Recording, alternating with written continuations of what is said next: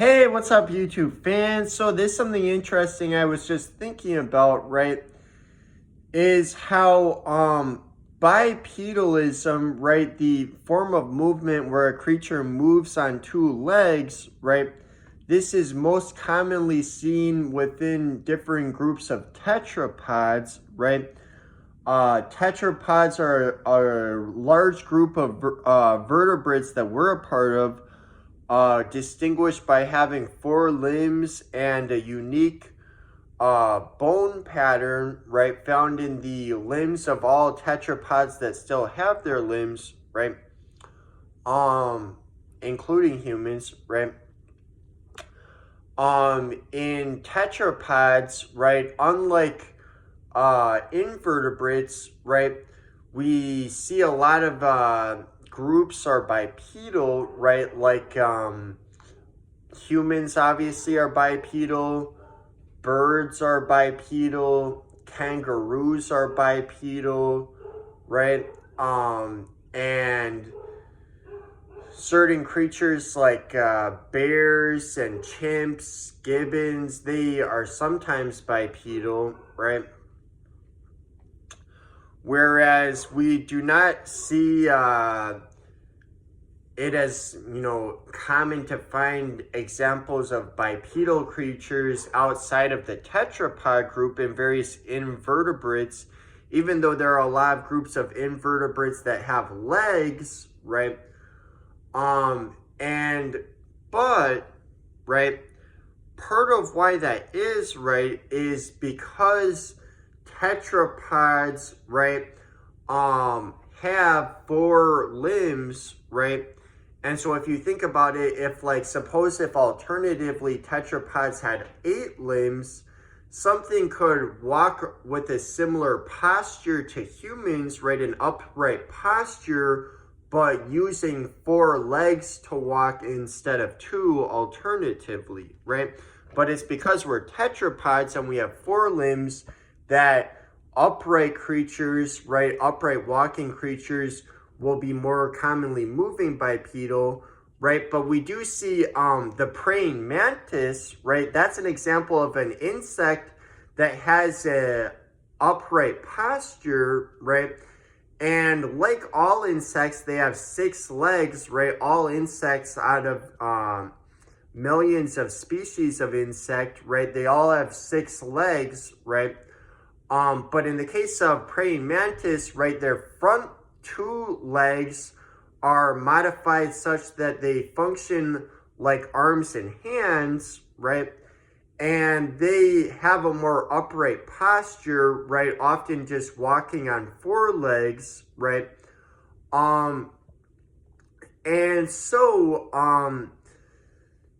they have the upright posture part, but not the bipedal part, right? But that makes sense considering that insects have 6 legs. So, whereas for a creature with 4 limbs, if they're going to move like with the type of posture that a human has or a bird has, they, if they have 4 limbs, it would make more sense for them to move on 2 limbs, right? Like walk on 2 legs, right? But then alternatively, if let's say if you had creatures, that had 8 limbs, right, then they might, they could still walk upright, but with like 4 legs, kind of like how Squidward is depicted in the SpongeBob cartoon, right? That's not a real creature, but, alternatively. And yeah, we do see, right, that even though humans are highly specialized towards bipedalism, right, much more bipedal than any other living ape species, right, in other ape species, they all have an upright posture, right, even though they don't move bipedal as much. Even when they're not moving bipedal, they will often have an upright posture. In the case of gibbons and orangutans, since they have short legs and comparably very long arms, right? They will even, like, when they do move quadrupedal, they will still like look almost as though they're moving bipedal, right? Just because their arms are so long, right? So even when they are moving quadrupedal, they're still very upright in their posture, right? And in the case of gibbons, they move tripedal about as much as they move quadrupedal, right? They oftentimes move like just using one hand for assistance and not the other hand, and they only have it like periodically come down. They also often move bipedal. And of course, they move by swinging through the trees as well. But so in any event, right, part of why I was thinking about this is like something that I had just been like contemplating. So like, you know, one of the very interesting evolutionary transitions is the evolution, you know, the specialization towards bipedalism in human ancestry, right? And that is, you know, a big part of why the human skeleton is the way it is, in the various ways that it differs from a chimp skeleton. A very large amount of the differences between human skeleton versus chimp skeleton all come down to adaptation to bipedalism, right? Whether it be the unique features of the feet or the legs, the pelvis, the backbone, the foramen magnum, you know, much of the unique features of the human skeleton are all centered around adaptation towards bipedalism, right? And the fact that we do move bipedal is likely a large part of why humans evolved such large brains and, you know, such great cognitive functioning, right? Where we were able to make such technologically advanced civilizations, right? Because, I mean, for one thing, it helps that we have, like other primates, we have hands that can be used to manipulate tools, or I mean, like manipulate objects so as to make tools, and then manipulate the tools, use the tools.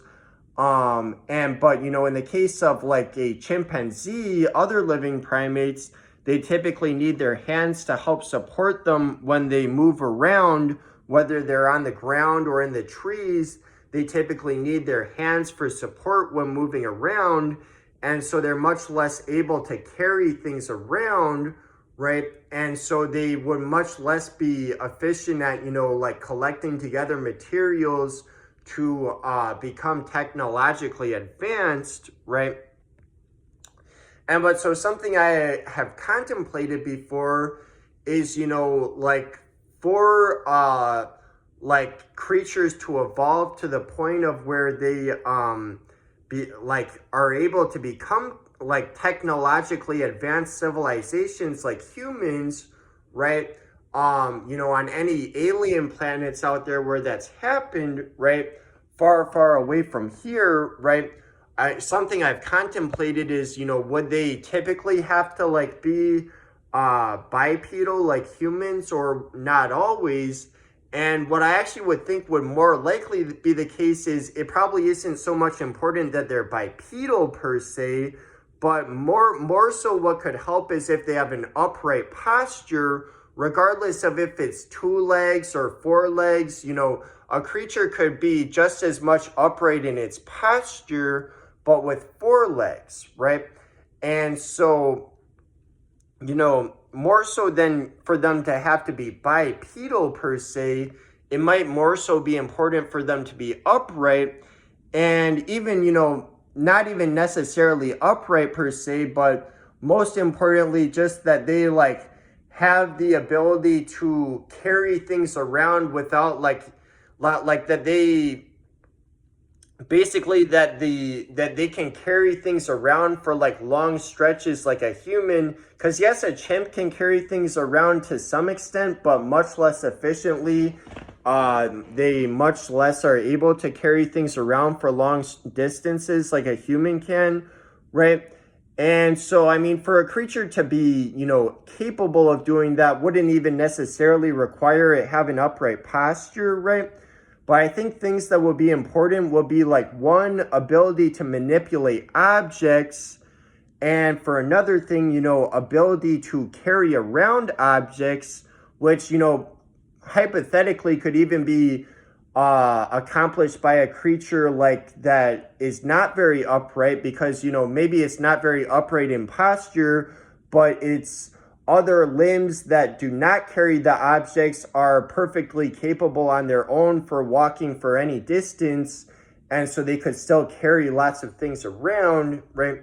So there are alternative ways that, you know, could, you know, achieve the same result as human without being identical to human. So I don't think it has to be exactly the same as human, right, for a species to become technologically advanced, right? But I do also think that there are some things that make a species more likely to than other things, you know, like obviously a snake is not likely to become technologically advanced because they don't even have arms.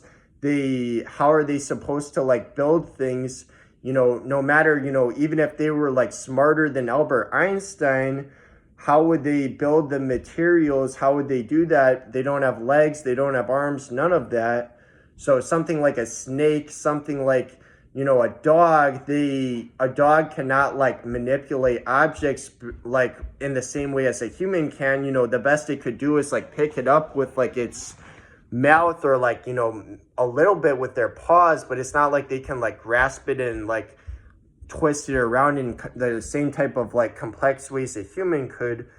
You know, a fish, even if a fish was like 1,000 times more intelligent than a human, how are they supposed to like build anything when they don't have arms, they don't have any ability to manipulate objects beyond, you know, maybe with their mouth, but how far is that going to get you? So, you know, I think obviously some body forms are more likely than others to have a shot at becoming technologically advanced, but at the same time, it wouldn't have to be exactly the same as humans. There are other ways that could work as well.